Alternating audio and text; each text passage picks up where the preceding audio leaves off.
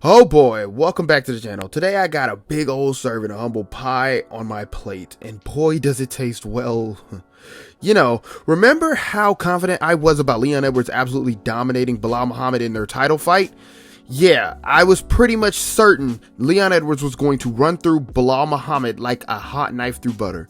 Turns out I was wrong, like really wrong. Leon Edwards came into the fight looking flatter than a pancake on a Sunday morning. I don't know if he left his mojo back in the locker room or what, but from the get-go, something was off. His takedown defense, non-existent. His striking, non-existent. And it was like leaky as hell, to put it in the best way. It's like Belal Muhammad had the cheat codes to this fight. Belal Muhammad was on fire. His boxing, sharp as an attack. His fight IQ, off the charts. His grappling, on point. It was like watching a completely different fighter. He put on a masterclass in dominance and walked away with the welterweight title. This was supposed to be Leon Edwards' moment to shine, but instead, he got absolutely dominated. I can't believe that we were overrating Leon Edwards' skills so much. I mean, remember his win over Kamaru Usman? Yeah, the one where Usman was dominating him for 4.5 rounds before getting his head kicked off in the last minute. Looking back, maybe we should have seen that more as a fluke than a definitive statement of Leon Edwards' greatness. Usman was schooling Edwards in the fight until the very end, and in the rematch, Usman didn't look like the same fighter.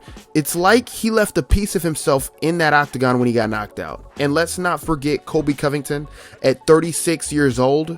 Maybe we were giving Leon Edwards too much credit for beating a possibly over-the-hill fighter. Colby isn't exactly a spring chicken anymore. So there you have it. Belal Muhammad proved me wrong, and a lot of other people wrong, with his stunning, dominant performance. All of Leon Edwards' past wins are now under scrutiny. Was he really that good, or did we just get caught up in all the hype? One thing for sure, Belal Muhammad is unfortunately the real deal, and I mean unfortunately. But I do owe him and his fans a big apology, if he has any fans, that is. Sorry, Belal. You proved me wrong, and you deserve all the respect for that. To all the fans out there, sometimes in this sport, the unexpected happens. That's what makes it so thrilling and humbling at the same time. Real quick for a momentary pause. If you guys are aware, this channel is not monetized yet. I've been grinding on YouTube for some years. So if you guys want to support me, head on over to my Fiverr page. I've laid out a 30-page self-improvement / fitness plan to help you guys get into the best shape and fix your life if it needs fixing, that is. But if it doesn't, that's fair. It's kind of my way of helping you guys help me. Thank you very much, and keep liking and watching and subscribing. Okay, but all jokes aside, let's actually look into what happened on Saturday night.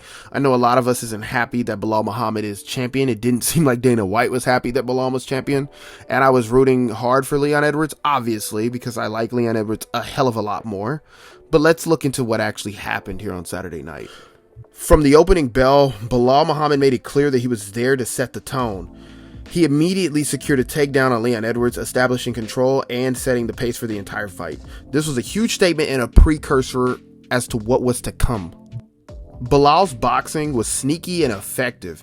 He wasn't throwing it with much knockout power or power at all, but his volume shots were constantly touching Leon, making him feel the pressure, making him very uncomfortable. Edwards seemed hesitant and rarely threw back, which allowed Belal to dictate the pace and control the exchanges. Belal pretty much won the fight 4 rounds to 1. The only round Edwards managed to take was the third, where he reversed position and took Belal's back and almost secured a rear naked choke. Unfortunately for Leon, he couldn't capitalize on it fully and inflict significant damage. It was strange to see Leon Edwards, known for his striking, trying to grapple with Belal. It reminded me of his fight with Colby Covington.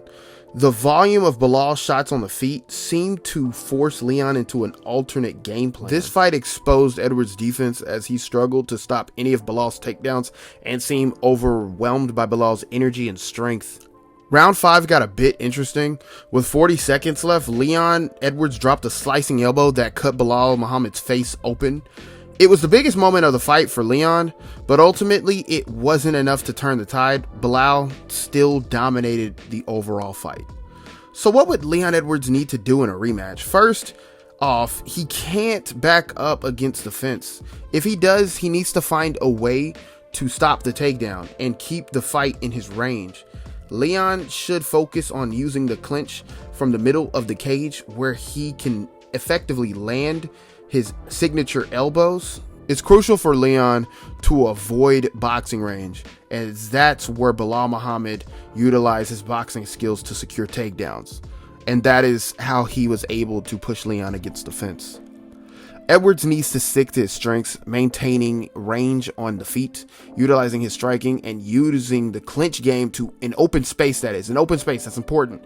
If he can implement this style and avoid getting drawn into Belal's grappling exchanges, he stands a much better chance in the rematch. Really, he needs to focus on keeping the fight in kicking range, because kicking is where he can set up his boxing. His boxing is not the same when he's not kicking, period.